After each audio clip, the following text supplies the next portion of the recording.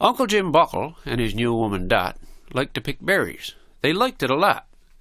And the same could be said for Ross and Bill Barber, two brothers who also lived in our harbour.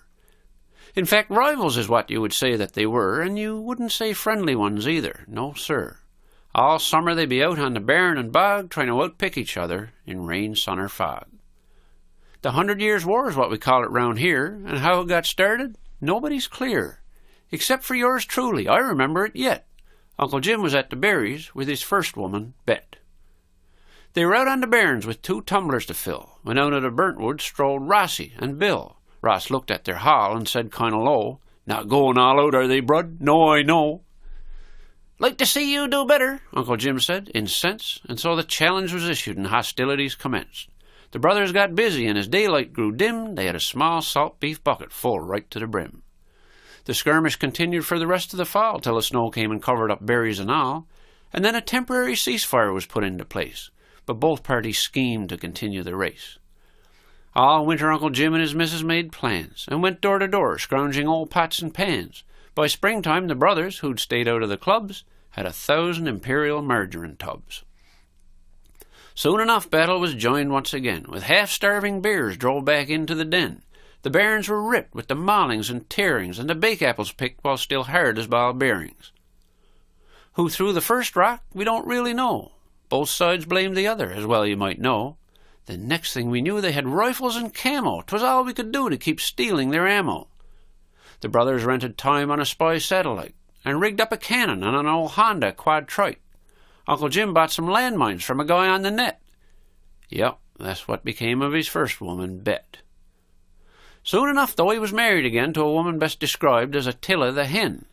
But now a new problem loomed on the horizon, a shortage of space to store berries, jams, and pies in. The brothers had 10 freezers, full right to the top, and a cold storage unit scrounged from the co-op.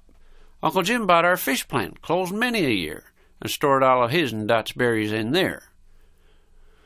Round about this time I started to think what they all needed was a really good shrink, so I put down my copy of the Telegram Funnies and ordered a book called Psychiatry for Dummies. "Seems pretty simple," I said halfway through. "Guess I'll go straighten out Jim and maybe Dot too." So I strolled to their house in psychiatrist style and said, "Listen, you two, you've been in denial." "And that's what we haven't," Jim said. "By the damn," he was stirring a 10-gallon boiler of jam. "Perhaps we might go, although I predict that the Egyptians got everything over there picked." Having lost a little psychiatrist pride, I concluded the Buckles would stump Sigmund Freud. Perhaps I'll do better, I thought, cross the harbour, with my other 2 patients, Ross and Bill Barber. They were out in their shed with a welding machine, at work on the hull of an old submarine, with refrigerant tanks and 2 diesel compressors. Oh yes, Rossie and Bill were quite the professors. "Listen, boys," I said, "here's my diagnosis. Obsessive behaviour and acute pyknosis. I think I can help if you'll only take heed. A good 12-step program is what you guys need."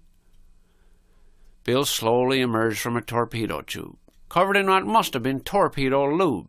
"We been on one this years now," I next heard him say. "The berries always look better 12 steps away." So ended my budding career as a shrink, much longer, and I suppose they'd have drove me to drink. By this time they'd run out of storage again, having filled up our church and our new lion's den. Uncle Jim had purchased an old supertanker, and filled her to bursting as she lay to her anchor.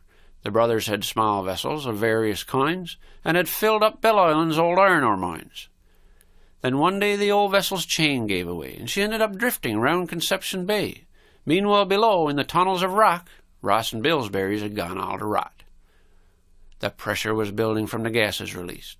The old ship was drifting from the west to the east.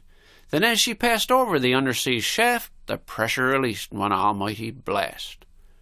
Her hull overstressed by the undersea's fart, the old ship went down, and she broke all apart.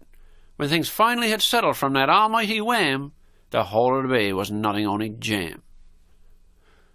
Well, the 4 of our nitwits were summoned next day to Magistrate's Court, where the judge had his say. Community service down at Purity Foods, making saltwater jams and other baked goods. It seemed that the war would go on unabated. Then one day they discovered they were all related. Now they're all the best kind and don't even get snappy. The bairns are quiet and the bears are all happy. So now I know that the lion can lie down with the lamb, Guess blood is thicker than water, and even thicker than jam.